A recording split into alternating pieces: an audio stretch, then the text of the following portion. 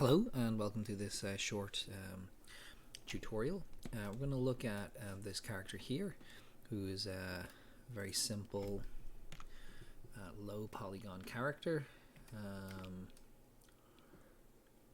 So super simple. So if I select them all here, you can see there are 10,000 edges, 5,100 vertices, so very low polygon character.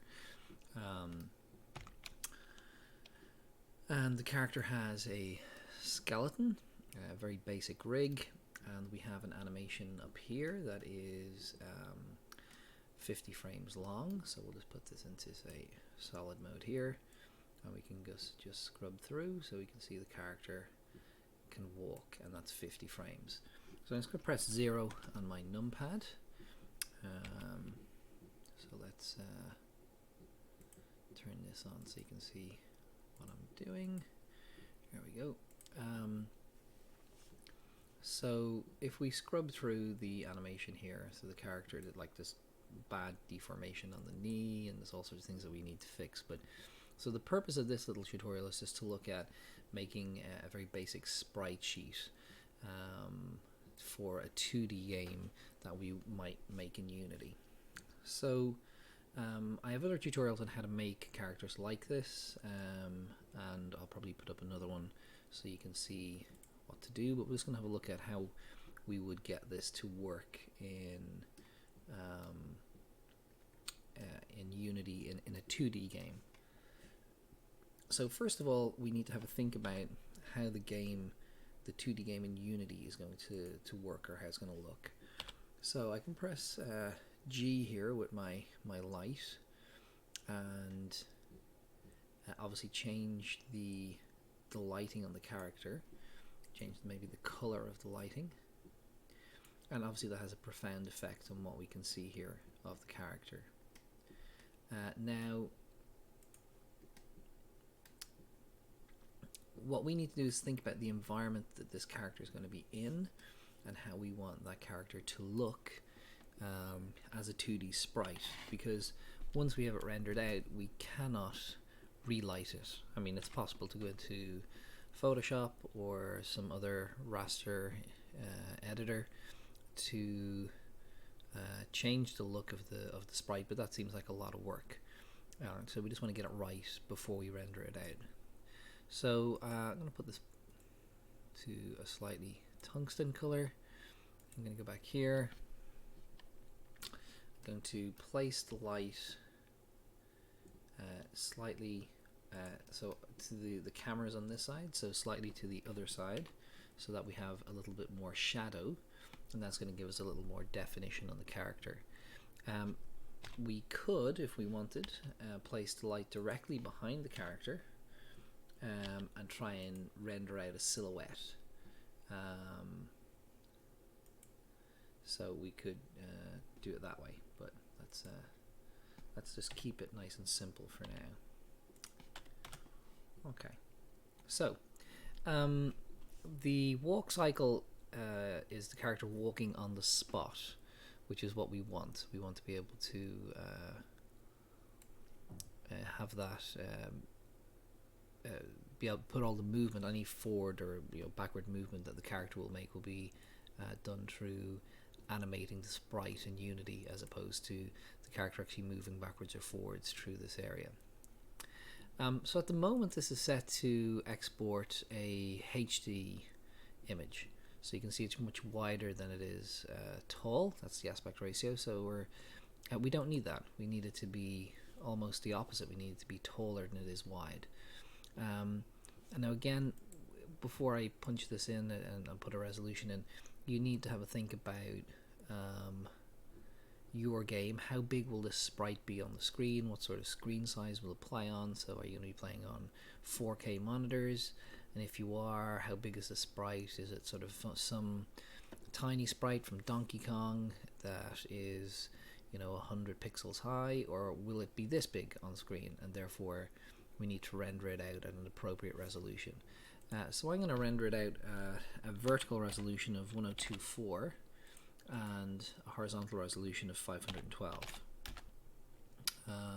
Nope, wrong way around. Sorry, 512 and 1024. Okay, now you can see that's still too tall, so I can take this and I'm going to go GY or GX and move it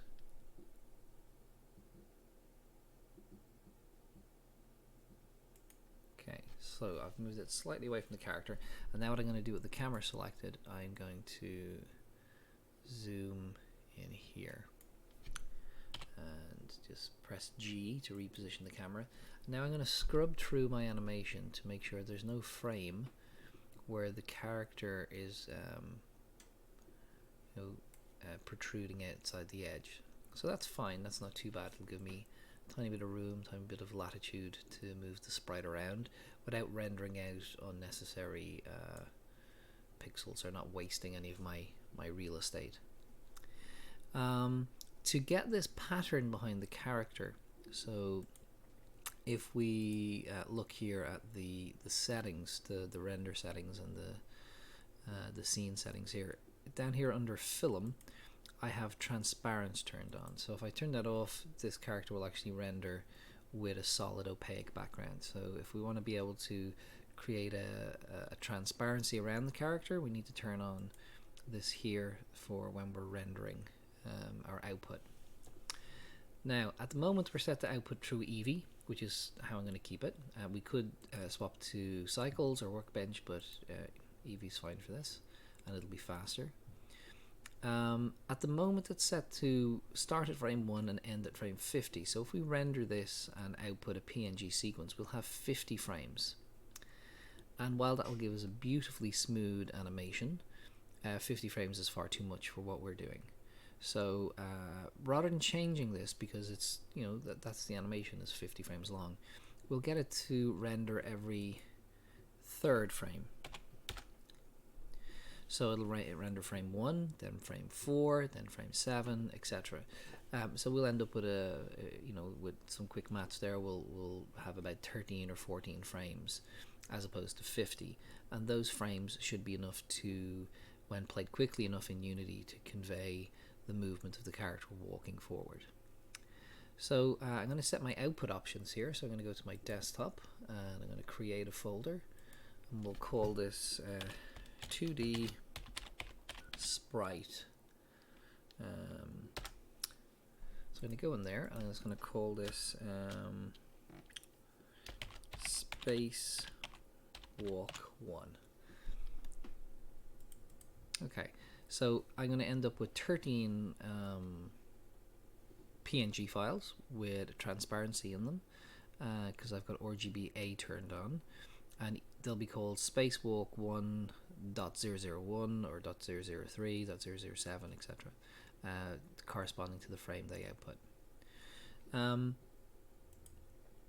So to render that now, we're going to go up here to the render options. I can render a still image, so we'll just, it's good practice to output an image to see what it looks like. So it looks okay, and now I can tell it render animation.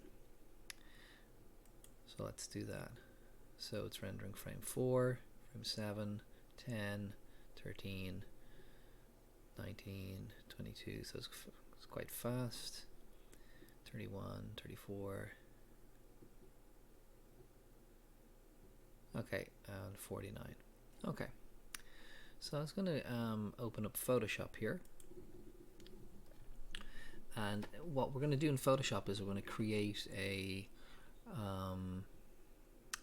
an empty document, and we're going to import these sprites or these images in. So I'm going to go File, New, and here we go here. So we want a custom image.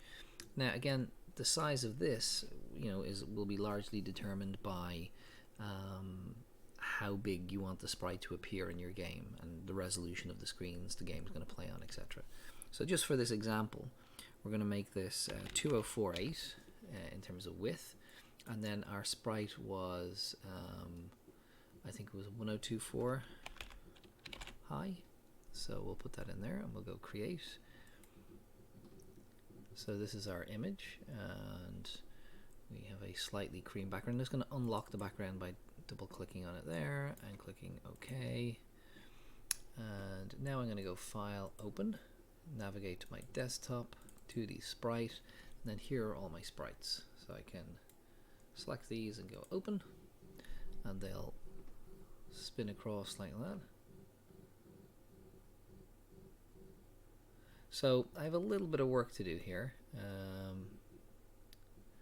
So I'm going to take this one here, and I'm going to go, Control A to select all, Control C to select it. So this is number 49. So this is maybe not where we want to start. So we'll go back to number 1, and we'll take Sprite 1. So with this one here, we'll go Control A, select all, Control C, copy. We'll go into our blank document and go Control V, and it's pasted in. Now it's too big, so we'll have a look at fixing that. But you can see here my background is opaque, so that's not going to work in terms of my game design. So on this layer here, again, I go Control A to select all. I'm just going to press the delete key. So I've deleted the solid layer that was there.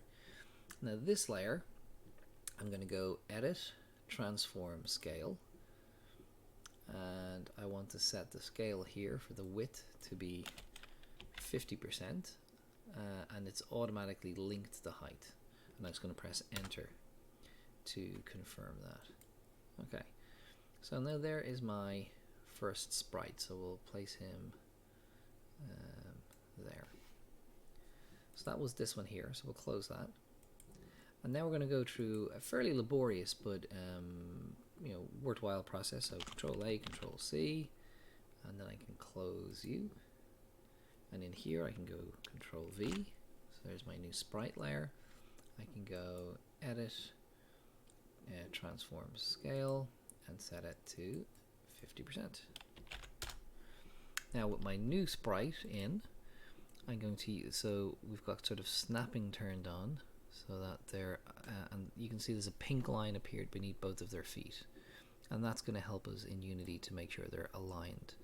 And we just have to make sure that we can draw a box around them, which we'll have to do in Unity as well, so that they don't overlap, so that this cylinder here at the back doesn't go over the hand. That will make our life a bit difficult in Unity. So again, we have this guy, so Control A, Control C, we'll close him, and then here Control V, we will Edit, Transform Scale, and set that to 50. And then we'll move this into position. Okay, and we can continue on.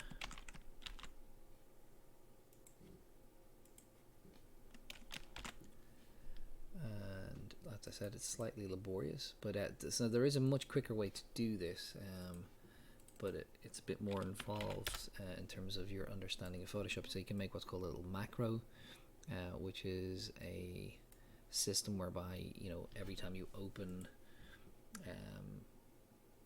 an image,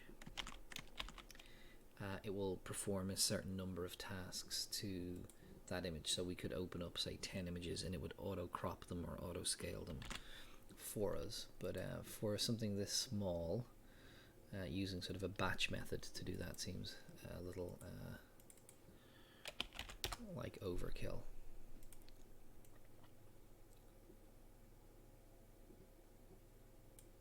Okay, and so I'm nearly there. Let's see.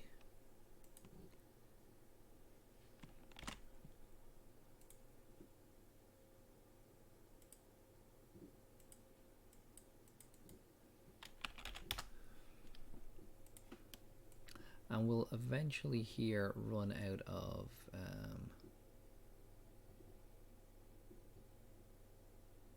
space, and then we'll have to fill a second line, but that's all good.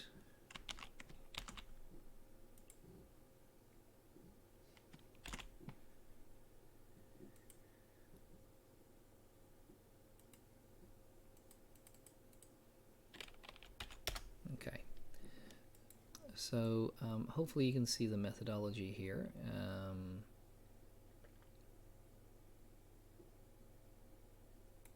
Here we go.